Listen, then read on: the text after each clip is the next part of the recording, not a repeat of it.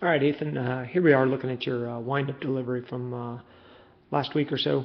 Just want to kind of look at different parts of your delivery where I think you can make some improvements and probably get a little more velocity, a little better control, and most importantly, save your arm. One thing we want to look at here when we're first looking at your wind-up, I'm going to bring you back to basically the set position. If you were starting from the stretch, you'd be kind of here.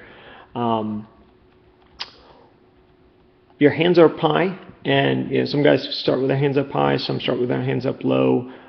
It really is kind of a preference, but if you start with them low and you bring them up with your knee, it ends up getting that motion to get your delay your handbrake, and that's the biggest thing I see here is what ends up happening is your hand comes out way too quickly out of the ball, and you're starting to throw before you've even got going down the mound. What we like to see is a little weight shift away from the mound before handbrake. And if you look at your set position here, and we'll draw a picture around your head, and by the time we handbrake, let's see how much it moves. Not much. Your head and your shoulders and your hips are all there instead of getting at your target. Okay. If you look at another guy here, I'm going to bring in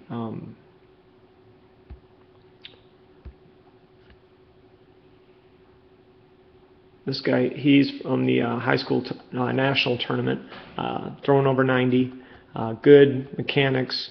You're going to see him as he brings his hands up. Now watch what he does with his hands and watch his hips. You can just see his whole body going forward. Going forward, going forward, going forward. Now he doesn't do everything perfectly. I mean, nobody does, but you can see his hips are out away from this line where he started. Okay, that's his back leg and his midline. And then look how much further he gets down away from the mound by the time he breaks his hands. Okay, so you can start with your hands up, you can start with them down, but if you can delay that, I would recommend delaying that handbrake. And then one way to do that is to change that delivery to make your hands come down with your knee. Okay. Second thing I'm going to see is notice how your lead foot here comes way out, okay? And a lot of that is because of the turning motion here that you've got going. A lot of guys like to turn and twist that way, thinking that that's going to get them more velocity. All that does is it ends up having to go back the other way the same way, and it's hard to bring that straight on line toward your target. Okay, so if you can eliminate that, you can try and eliminate what happens is see your arm comes back, and in order to balance, you've got your lead arm and your lead foot way out here. That's just like a big barn door going in the wind. It's going to slow you down a little bit getting toward your target. Your primary goal here is to take your whole body and all your forces that way. Okay? If you can take it that way, that's going to put the most force on the ball toward the target. Otherwise, you're bringing this foot out here toward third base. Same thing with your arm. As you watch your arm come out and it kind of flips over, and it kind of doesn't really help pull your torso through. Okay, and that's what we want to see is the torso. Your arm just kind of stays there, and you're letting your torso comes through, but your arm doesn't really help it accelerate. And the torso accelerating and coming through is what delivers the arm. Okay, so you're putting a lot of stress on the arm, making the arm do the work, instead of getting your body in a good position to do that.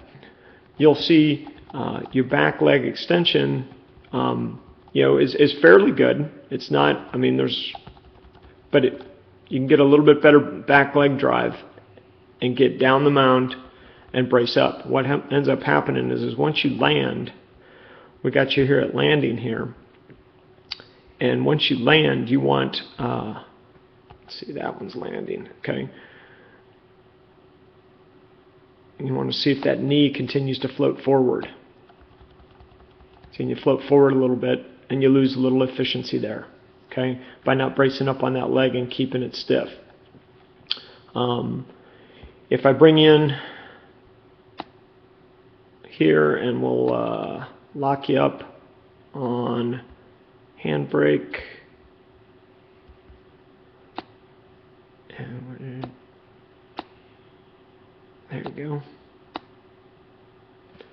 All right, now you're both at handbrake. You can see his position of his body. Let's do it again. Okay, he's getting forward. Now he brings out his arm a little bit, but not much. You can see his legs going right at the target. You see the difference in his lead leg and his back leg on his versus yours here. Okay, so he's got this going here, way out, nice straight line, versus yours. It kind of gets there late. Now right here at landing, you can see he's landed and his arm's still, and see how yours is already in the cocked position here? It's already up there. His is just getting there. And it's called waiting to pitch. Okay, and waiting until your body gets in a good position. And you see his knee doesn't move. And it braces up there. Okay, you do a good job of getting your chest and nose out over your knee. Okay, that's good. That's all what you're looking for. You don't want to be behind. You don't want to be way out in front. But you can see where he gets to and see his follow through and his back. You can see the momentum that he had because it carries him all the way through, whereas you're kind of still just a little upright. So to me that tells me you got a little bit more momentum in there to increase your velocity. And by locking up that leg, you can see when his foot lands, that knee just stays there, doesn't move. Okay? And by doing that, you're going to get more efficient, simpler mechanics, allow you to get more control and a lot more velocity.